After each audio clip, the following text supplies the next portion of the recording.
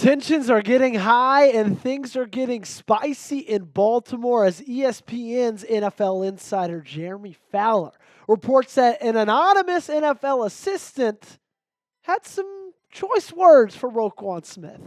And I'll tell you what they are in just a second, but I'll just let you know right now.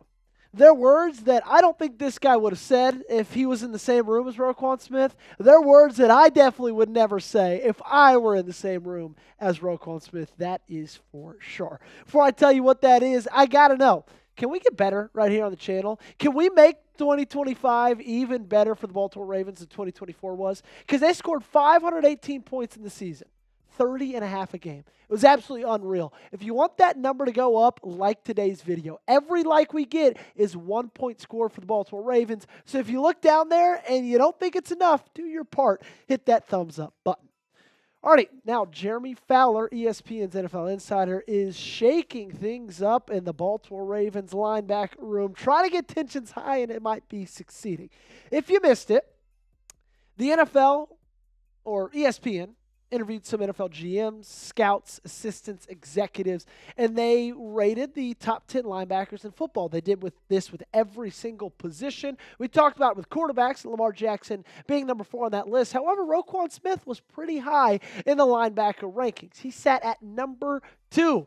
Just behind Fred Warner, the San Francisco 49ers linebacker, who came in at number 1. And then, of course, Zach Bond for the Philadelphia Eagles was at number 3. Nick Bolton at number 4. Frankie Louvu at number 5.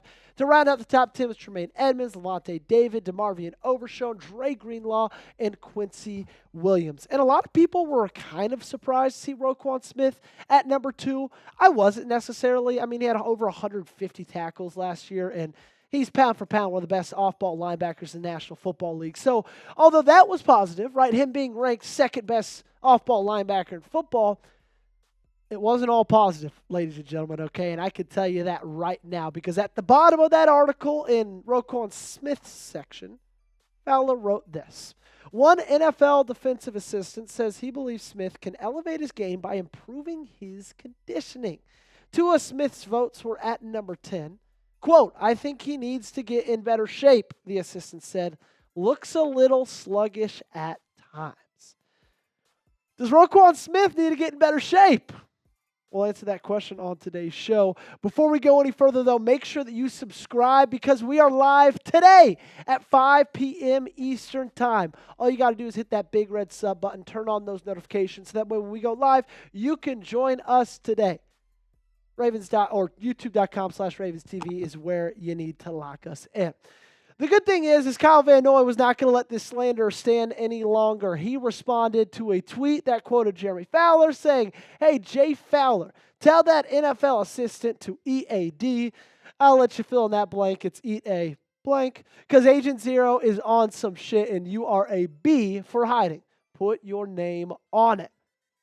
I love that out of Kyle Van Noy. If someone talks mess about your green dot, about your starting middle linebacker, who's supposed to be the quarterback of that defense, you respond and you talk right back, okay? Especially when they talk about a guy who just got 154 tackles. 4 tackles for loss, only a sack and a half. But, man, this guy was all over the field just like he always is. And does he have some lapses in coverage? Yes, every now and again he does. Who of us doesn't? Fred Warner does as well. But even though, they play the same position, it feels like they play a little bit different positions because Roquan does play a little bit bigger, okay? And for that NFL defensive assistant, I will give him a little bit of, I don't want to say grace, and I don't want to say that he's right, but Roquan Smith plays at a different weight than pretty much every other linebacker in the league, especially when you give his height in there as well. Fred Warner, 6'3", 229 pounds taller and less weight on him. Roquan Smith, 6'1", 236. Zach Bond, less weight and 2 inches taller. Nick Bolton, 1 inch shorter, a little bit heavier, but it kind of looks different on Nick Bolton if I'm being 100% honest with you. And then Frankie Louvu, same weight but 2 inches taller as well. He just carries, it looks like he's got a lot more mass on him than a lot of these other guys do because he's only 6'1". His senior at Georgia still was a pretty big guy, 6'1", 225 pounds. But if you look at his weight during the NFL scouting combine, he was at 6'1", 236 pounds. He's the same weight that he was, 6, 7 years ago? Gosh, I guess 2018 was his draft. So 7 years ago at this point, man, time is absolutely flying. But 6'1", 236 pounds then, 6'1", 236 pounds now. And we all know that Roquan is more of a run-stopping linebacker. And that's kind of what I mean by him and Fred Warner almost playing different positions. Because Fred Warner can do anything, right? Roquan really, really excels at stopping the run, really excels at getting the running back to the ground, making tackles when they're there, but he's not the best in coverage. And did he have the best season in 2024? No, he didn't, right? But was that because of his conditioning? I don't think so. I think it was because of a new defensive coordinator. I think it was because he didn't have much help behind him with the secondary other than with Kyle Hamilton for the first 11 weeks of the season. I think it was because the interior of the defensive line kind of struggled. Nandu Metabike took a big step back. A lot of players took some steps back outside of Kyle Van Noy, Kyle Hamilton, and Odafe Oweh. And Roquan Smith, being that guy kind of in the middle, kind of took the brunt of the criticism for that. And I don't know how much of that was warranted. So is he, look like an Adonis? Is he ever going to be absolutely lean and cut? No, because he shouldn't be. That's not the kind of position that he plays. That's not the style of football that he plays. And that's not what Baltimore wants him to be. Tell me in the comment section, are you worried about Roquan's conditioning? If you are, give me a yes down below. And if you're not, no worries. Just go ahead and tell me no in the comment section right now. Next up, how we're going to round out today's show. Training camp begins tomorrow, so I'm going to give you 4 things I'm looking out for, 4 things I'm really excited about. Hopefully, get you guys locked and loaded and ready for training camp. Before that, if you guys want to get locked and loaded and ready for training camp, go ahead. Go to chatsports.com/cutoffhoodie. Get yours today. It was $55. Now it's just $33. The link is in the comments and description of today's video. That's right, $22 off. It's comfortable. It looks good. It feels good. And you can stay, warm, nice and cozy without getting too hot during the summer. Cutoff hoodie is sweet. Got the black sleeves, Ravens, Baltimore, and gold, purple in the middle. It's great. Chatsports.com/cutoffhoodie. Take advantage of this deal that's only $22 off. So they head into the last little haul of their offseason. The veterans report today. Practice starts tomorrow, the first one. And then, of course, you got the preseason game August 7th against the Colts, August 16th on the road against the Cowboys, and then August 23rd on the road against the Commanders. Now, what I'm looking for in training camp, number 1 is health. I think that is the only thing anybody can say that they're looking for going into training camp, okay? I don't need to see Lamar Jackson completing passes. I don't need to see Zay Flowers, making catches. There's so little I actually want to see other than health because it's the most important thing, right? Priority number 1 for me, for a guy who's watched this team and knows and believes that this team has one of the best rosters in football, priority number 1 is getting that roster to be able to go week 1 fully healthy. That's going to be the most important thing, and I think that's going to stay through the entirety of training camp. I can't have you jinx it, okay?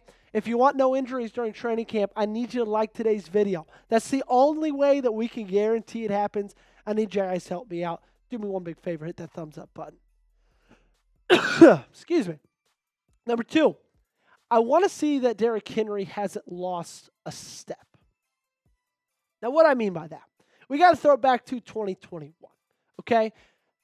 He had 378 carries. That led the NFL. 2,027 yards, led the NFL. 17 touchdowns, led the NFL. 126 rushing yards per game, that led the NFL.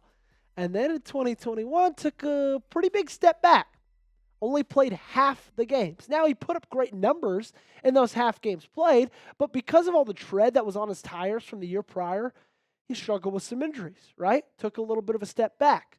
And also, when you look at a guy who's 32 years old, you also got to realize the fact that 0 running backs have rushed for over 1,400 yards after the age of 32.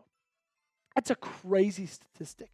And that's one that I hope Derrick Henry squashes, okay? I want to hear that he is absolutely looking like he's 24 years old, like it's his rookie year, that he's spry, that he's quick, that he has great acceleration. That's what I want to see for number 22. Number 3, I want to see that Simpson has taken a step forward, because he took a massive step backwards through the entirety of last season. And right now, when you look at the depth chart, I think he's going to be right there as starter next to Roquan Smith, right?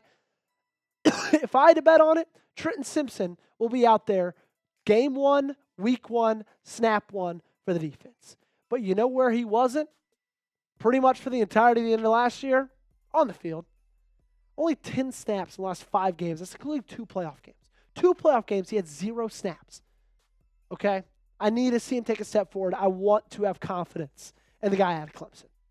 Last up, speaking of guys out of colleges, these guys are fresh out of Mike Green, Marshall, Malachi Starks, Georgia. The 2 rookies, 2 of your highest draft picks, not 2 of your highest, your 2 highest draft picks, 27th overall, 59th overall, both on the defensive side of the football. I just want to hear that they're doing well, that they're playing solid. I don't need them to flash per se, but I just don't need to hear anything of like, ooh, these guys don't look very good. Because I have so much excitement. I think a lot will depend on these guys, especially when it comes to Malachi Starks. Especially with him being right next to Kyle Hamilton with our Darius Washington down with an injury.